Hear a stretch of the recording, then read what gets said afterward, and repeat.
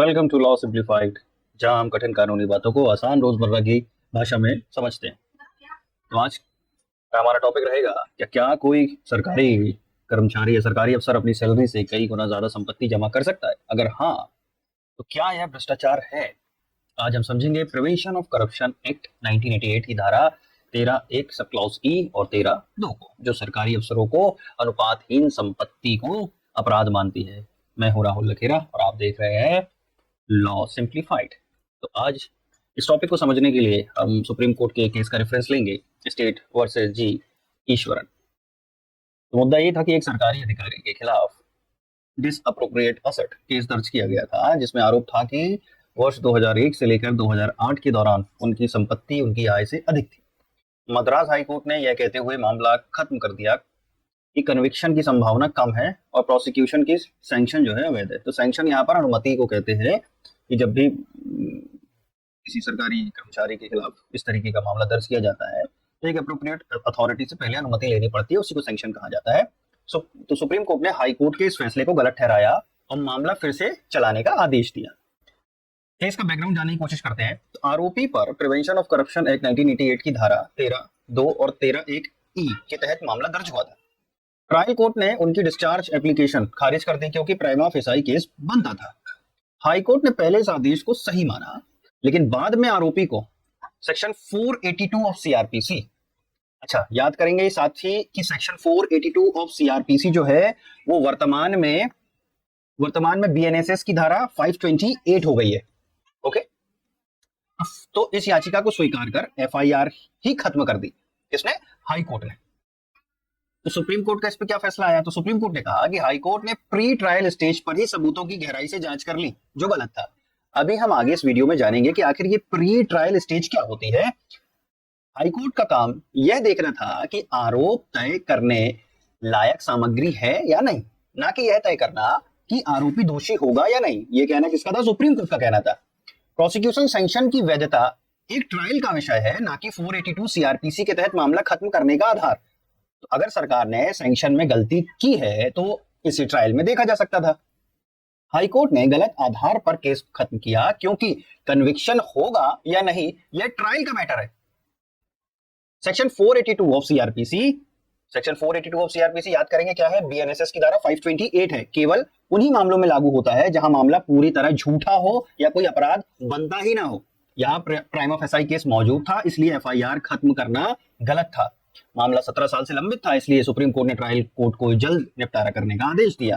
तो हम इसमें क्या कंक्लूड कर सकते हैं कि 482 सीआरपीसी के तहत एफआईआर तभी खत्म होगी जब मामला पूरी तरह बेबुनियाद हो।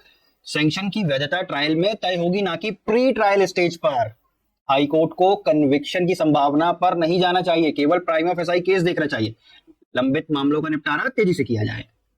हाई कोर्ट ने गलत तरीके से केस को खत्म किया। सैंक्शन और कन्विक्शन की संभावना ट्रायल में तय होगी। मामले को फिर से चलाने का आदेश सुप्रीम कोर्ट ने दिया। अब हम समझने की कोशिश करेंगे कि यहाँ प्री ट्रायल स्टेज क्या होती है, मुकदमे से पहले की प्रक्रिया, जो आम लोगों के लिए समझने में आसानी होगी। तो समझेंगे कि जब किसी व्यक्ति पर आरोप या अपराध का आरोप लगता है तो मुकदमा शुरू होने से पहले प्री ट्रायल स्टेज के कुछ महत्वपूर्ण चरण होते हैं। यह प्रक्रिया यह तय करने के लिए होती है कि मुकदमा आगे चलने लायक है या नहीं। तो सबसे पहले कोई भी जब अपराध होता है तो सबसे पहले क्या होता है? एफआईआर दर्ज होती है। FIR under section 154 of CrPC. अब सीआरपीसी रहा नहीं, बीएनएसएस है, तो क्या होगा? 173 ऑफ बीएनएसएस। तो 173 173 के तहत एफआईआर दर्ज होगी। इस एफआईआर में घटना, तारीख, स्थान, आरोपी का नाम, पता, गवाह, ये सारी चीजें लिखी जाएंगी। अब दूसरा क्या होगा? जब एफआईआर हो जाती है, एफआईआर होने के बाद पुलिस इन्वेस्टिगेशन करती है। तो एफआईआर दर्ज होने के बाद सीआरपीसी की धारा 156(1) जो कि वर्तमान में क्या हो गई है? 175 के तहत जांच शुरू करती है। इस जांच में क्या होगा?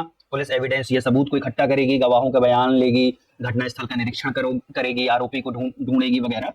अच्छा, यदि पुलिस को लगे कि मामला अत्यधिक गंभीर है तो आरोपी को तुरंत गिरफ्तार कर लेगी। जांच पूरी होने पर क्या होगा? या तो चार्जशीट या फाइनल रिपोर्ट दायर करती है पुलिस। अगर सबूत मिलते हैं तो चार्जशीट अंडर सेक्शन 173 सीआरपीसी, जो कि वर्तमान में बीएनएसएस की धारा क्या हो गई है? 193 ऑफ बीएनएसएस। और अगर सबूत नहीं मिलते हैं तो क्लोजर रिपोर्ट। इसमें दो तरीके की क्लोजर रिपोर्ट होगी, बी समरी और सी समरी। इसमें गहराई पर नहीं जाते हैं अभी। अब तीसरा स्टेप क्या होगा, हमने अभी ये देख लिया कि एफआईआर दर्ज हो गई है, एफआईआर दर्ज होने के बाद पुलिस ने इन्वेस्टिगेशन कर दिया है। अब इन्वेस्टिगेशन के बाद क्या होगा, पुलिस चार्जशीट दाखिल करेगी। अब चार्जशीट दाखिल करने के बाद आरोपी को कोर्ट में पेश किया जाता है। अब मजिस्ट्रेट यह देखता है कि मामला किस अदालत में जाना चाहिए, ये अत्यधिक गंभीर है तो सेशन कोर्ट में जाएगा, कम गंभीर है तो मजिस्ट्रेट कोर्ट में जाएगा। अब इसके बाद क्या होगा, अब मजिस्ट्रेट ये तय करता है कि क्या चार्जशीट में मामला चलाने लायक है या नहीं। अगर मजिस्ट्रेट को लगता है कि अपराध साबित हो सकता है तो वह आरोपी को समन या वारंट जारी करेगा। इसके बाद क्या होगा, अगर अपराध जमानती है तो आरोपी को जमानत तुरंत मिल जाएगी, लेकिन अपराध यदि गैर जमानती है तो आरोपी को सेशन कोर्ट या हाई कोर्ट से रेगुलर बेल या एंटिसिपेटरी बेल लेनी होगी। गंभीर मामलों में कोर्ट पुलिस कस्टडी या जुडिशियल कस्टडी में आरोपी को भेज सकती है। अब इसके बाद क्या होगा, अब होगा चार्ज फ्रेमिंग। मजिस्ट्रेट या सेशन कोर्ट आरोप तय करता है। कोर्ट पूछता है कि आरोपी दोषी मानता है स्वयं को या नहीं। अगर आरोपी ने ये कबूल कर लिया कि हाँ मैं दोष कबूल करता हूं तो उसे सीधे सजा सुनाई जा सकती है, लेकिन अगर आरोपी दोष से इंकार कर दे तब जाकर ट्रायल शुरू होगा। तो ट्रायल शुरू होने से पहले की ये अब हम आगे प्रिवेंशन ऑफ करप्शन एक्ट 1988 की धारा 13(2) और 13(1)(e) को आसान भाषा में समझने की कोशिश करते हैं। तो ये धाराएं ये कहती हैं कि यदि कोई लोक सेवक अपने आधिकारिक वेतन और आय से अधिक संपत्ति अर्जित करता है जिसे वह कानूनी तरीके से अर्जित नहीं कर सकता था तो उसे भ्रष्टाचार का अपराधी माना जाएगा। अच्छा, इसमें मुख्य बिंदु क्या क्या है कि आरोपी लोक सेवक होना चाहिए, उसके पास जो संपत्ति है वह उसकी कानूनी आय से अधिक होनी चाहिए, आरोपी उचित स्पष्टीकरण देने में असमर्थ हो तो इसे भ्रष्टाचार माना जाएगा। अच्छा, धारा 13(2) क्या कहती है कि यदि कोई लोक सेवक धारा 13(1)(e) के तहत दोषी पाया जाता है तो धारा 13(2) के तहत उसे सजा दी जाएगी। सजा क्या हो सकती है, मिनिमम पनिशमेंट 4 साल, मैक्सिमम इसमें अत्यधिक जो होगी वो 10 साल की होगी, और जुर्माना जो भी कोर्ट लगाना चाहे, है ना। तो निष्कर्ष क्या निकाल सकते हैं हम कि धारा 1 कहती है कि यदि कोई सरकारी अफसर अपनी वैध आय से अधिक संपत्ति अर्जित करता है जिसका कोई वैलिड स्रोत नहीं है तो भ्रष्टाचार माना जाएगा, और इसमें सजा क्या है, 4 साल से 10 साल तक की सजा।